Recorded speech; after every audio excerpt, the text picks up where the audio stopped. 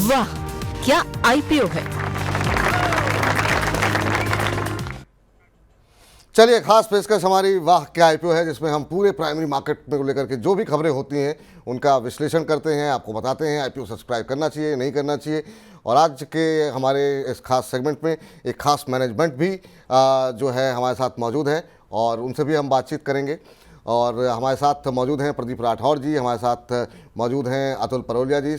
Management से भी बातचीत करेंगे, लेकिन उससे पहले ज़रा एक बार शौर्य के पास चलते हैं और शौर्य से ये समझते हैं कि शौर्य ज़रा सेलोवर्ड के क्या कुछ सब्सक्रिप्शन के आंकड़े कह रहे हैं, पहले वो हमारे दर्शकों को बता दीजिए। और उसके बाद से सेलोवर्ड को लेकर के क्या कुछ कंसर्न आईपीओ को लेकर के निकल के आए हुए हैं कुछ, उसके बाद से मैनेजमेंट से डिस्कस करते हैं। जी, अगर हम सब्सक्रिप्शन की बात करें तो आज ये 12:15 बजे तक 73% भर चुका था और जीएमपी इसका थोड़ा बढ़ता हुआ नजर आया है। कल 120 रुपीज़ का था जीएमपी, अब 132 रुपीज़ का हो गया, जो इसे लगभग 20% के प्रीमियम पर लिस्टिंग दिखा रहा है। कंसर्न की बात करें देखिए, सबसे बड़ा कंसर्न ये है कि ट्रेडमार्क को लेकर है, स्टेशनरी बिजनेस में, लेकिन स्टेशनरी बिजनेस में सेलो के नाम से एक और कंपनी है, तो ये कुछ कंसर्न्स है जिसके बारे में मैनेजमेंट से हम डिस्कस कर सकते हैं। जी चलिए, इस बीच अब हम बातचीत शुरू करते हैं और लेकर के आ जाइए स्क्रीन पे। सर, बहुत बहुत स्वागत है आप दोनों लोगों का आज की इस चर्चा में शामिल होने के लिए। और अरविंद जी, आपसे पहला प्रश्न जानना चाहेंगे। पहले तो बहुत बहुत शुभकामनाएं आप दोनों को आपके इस आईपीओ के लिए, और हमारी तरफ से बहुत बहुत शुभकामनाएं कि ये आईपीओ आपका सफल रहे और अभी तक के नंबर्स काफ़ी सकारात्मक, काफ़ी पॉजिटिव दिखाई दे रहे हैं। पहले तो ये जानना चाहेंगे कि आगे, क्योंकि आप अलग अलग क्षेत्र में काम कर रहे हैं, बहुत सारे डिवीज़न हैं आपके, तो आगे आने वाले टाइम में ग्रोथ आपको कहां से आती हुई दिखाई दे रही है, किस सेगमेंट पे आपका फोकस ज्यादा रहेगा? सर, हमारा 3 सेगमेंट है। एक कंज्यूमर वेयर है, सेकंड राइटिंग इंस्ट्रूमेंट स्टेशनरी है और थर्ड मोल्डेड फर्नीचर है। ये 3 प्रीडोमिनेंटली ये है। 65% हमारा रेवेन्यू कंज्यूमर वेयर से आता है, 15% फ्रॉम राइटिंग इंस्ट्रूमेंट्स और 18% लगभग मोल्डेड फर्नीचर से। कंज्यूमर वेयर सेगमेंट इज काफी अच्छी ग्रोथ लेवल पे है लास्ट 6-7 साल से। 2017 के बाद जब से जीएसटी आया है, इनफैक्ट ब्रांडेड प्लेयर्स को बहुत एडवांटेज हुआ and they have grown more than the industry has grown, because taxation का जो डिफरेंस था वो काफी कम हुआ बिकॉज ऑफ द कंप्लायंस जो बड़ी है जीएसटी में, इसलिए अनऑर्गेनाइज सेक्टर से ऑर्गेनाइज सेक्टर ज्यादा बढ़ रहा है। उसमें भी कंज्यूमर वेयर में हमारा जो ग्लास वेयर जो हमने रिसेंटली 5-6 साल पहले चालू किया, opal ware, and now we are entering into glass ware segment which is growing much faster. वो आज की तारीख में लास्ट ओपल वेयर आप देखेंगे तो 25% प्लस कैगार पे लास्ट 4-5 साल से उस सेक्टर ने ग्रो किया है। ग्लास वेयर जो कि हम नया अभी प्लान डालने जा रहे हैं राजस्थान में, विच विल स्टार्ट इन मार्च और अप्रैल of this year 24, which will be only, जिसकी डिमांड ऑलरेडी है, जो इंपोर्ट से आज पूरी हो रही है, वो शायद हम यहाँ से इंडिया से ही उसको रिप्लेस करेंगे। तो हमको नई डिमांड क्रिएट करने से पहले ही market is already available which is from import. तो this segment will definitely grow. Writing instruments हमने 3 साल पहले ही चालू किया है हमारे लिए, दो कि नया ब्रांड है। उसके बावजूद सबसे बड़ी फायदा है कि we knew the trade very well. हमने 20 साल तक राइटिंग इंस्ट्रूमेंट सेलो ब्रांड से बनाया हुआ था, और जब ये मार्केट में there was a gap, so we reentered in 2020, और 3 साल में हमने 285 करोड़ का इसका सेल किया। आज भी हम 65% of the geography of India में ही पहुंचे हैं। हमारे 1500 डिस्ट्रीब्यूटर है, जो कि हम 2500 डिस्ट्रीब्यूटर तक करने जाएंगे। हमारी प्रोडक्ट रेंज जो भी है वो भी अभी तक 50-60% है, and in future we will escalate that also into adjacent categories like markers, highlighters and all. तो जब तक ये पूरी रेंज होगी, I think so whatever the industry grows at, but our target to grow at 25% plus would be definitely achievable. जी sir, आपके growth को लेकर काफी अच्छे प्रोस्पेक्ट्स हैं, लेकिन अगर हम कैपेसिटी यूटिलाइजेशन को देखें तो ऑलमोस्ट हर सेगमेंट में वो 70% से ज़्यादा ही है। अब आप कह रहे हैं एक प्लांट लगा रहे हैं, तो अगर आपको ग्रोथ करनी है तो क्या उसके लिए आपके और आगे प्लान है एक्सपेंड करने के? Sir, expansion glassware is the हमारा खाली एक ही कैपेक्स ओरिएंटेड बिजनेस है। बाकी जितने भी बिजनेस है उसमें कैपेक्स टू 7 टाइम्स सेल्स होता है। तो हमने ऑलरेडी उसमें प्रोजेक्शन किया हुआ है, जो हमने 300 करोड़ रुपए बताया हुआ था capex over the next 1.5-2 years, उसके अंदर ऑलरेडी राइटिंग इंस्ट्रूमेंट्स और कंज्यूमर वेयर का जो बाकी कैपेक्स है other than glass, we have already taken into consideration. जी अतुल जी, आपसे जानना चाहेंगे कि जिस तरीके से अब हम देख रहे हैं कि पहले रूस यूक्रेन युद्ध रहा और अब इजराइल हमास युद्ध चल रहा है, उससे बहुत सारे रॉ मटेरियल्स की कॉस्ट जो है वो ऊपर जाती हुई दिखाई दे रही है। वो कितना बड़ा कंसर्न हो सकता है? क्योंकि अगर हम देखें एबिटा मार्जिन्स पे क्या आने वाले समय में और दबाव देखने को मिल सकता है? ग्रोथ को लेकर के क्या प्रोस्पेक्ट्स हैं अतुल जी आपके? यदि मैं आपको पास का बताऊं कि आज जो जनवरी में और आज के कंपैरिजन में जो जनवरी के बाद में देखो टेपर होना चालू हो गया, तो प्राइस जो पहले एकदम पीक पे था जनवरी, उसके बाद में भी 20-30% डाउन आ गया है। नॉट ओनली पाउडर पॉलीमर जो हमारा मटेरियल है एक, उसके अलावा दूसरे भी मटेरियल स्टील वगैरह सब अपना नीचे आ चुके हैं। तो उसकी वजह से आप देखो कि इसलिए हमारा फर्स्ट क्वार्टर आप देखो हमारा थोड़ा हेल्दी रहा है as compared to the last. जी, और भविष्य के लिए क्या उम्मीद है सर? तो भविष्य के लिए तो आप देखो हमने पास्ट में कैसे ग्रो किया है, इंडस्ट्री भी आप देख रहे हो कि ग्रो हो रही है, तो ब्रांडेड प्लेयर को तो उतना बेनिफिट मिलेगा ही मिलेगा। तो वी आर कॉन्फिडेंट कि हम इंडस्ट्री के हिसाब से आगे बढ़ेंगे। ठीक, सॉरी सर जस्ट ऐड, आज मेजर पॉलीमर्स, जो हमारा polymer is major raw material, glassware में जो रॉ मटेरियल है वो तो सिलिका है, which is amply available in India. Polymer is now more than sufficiently manufactured in India. और जो एक ये अनुमान हमेशा लगाया जाता है कि क्रूड ऑयल के साथ में लिंक्ड है, it is not 100% realistic. It has nothing to do कि क्रूड प्राइस बहुत ऊपर गया तो पॉलीमर भी ऊपर जाएगा ही। जी सर, चलिए अगर आप प्रोडक्शन की बात करें तो आपका 80% प्रोडक्शन इन हाउस है, लेकिन 20% अभी चाइना पे डिपेंडेंट थर्ड पार्टी के लिए। तो चाइना से दिक्कतें भी हैं, जियो पॉलिटिकल टेंशन है, तो क्या उसके से कुछ इंपैक्ट आते देख रहे हो? कि हम उम्मीद करें कि आगे आने वाले समय में हम और ज़्यादा प्रोडक्शन इन हाउस करते हुए नजर आएंगे इंडिया में?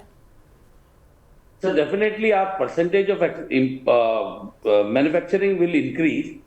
एक दो सेगमेंट है जो आज की तारीख में not Cello, all the companies are only dependent on China because of the price what we get. The quality जो है अभी तक इंडिया में उतनी डेवलप नहीं हुई है। आई थिंक जो आने वाले 3 से 5 साल के अंदर वो भी डिपेंडेंस खत्म हो जाएगा। India should be also an exporting country in that in future. जी, और ऐसे देखें तो I think Cello is the least dependent in our peers on ये because we are the only company if you see who are 80% manufacturing and most of the companies you will see around 50 to 60% and 40 to 50% trading. Ji sir, अगर आपके competition की बात करें तो stationery segment में सेलो के नाम से एक और ब्रांड है, तो वो आपके लिए कितना बड़ा चैलेंज आ सकता है? सर सेलो से तो हमने उसको 20 साल तक ये किया था। We then exited out of the JV because of some reason in 2015। उस टाइम भी सेलो का उसका टर्नओवर 700 करोड़ रुपया था और 200 करोड़ का एबिटा लेवल था।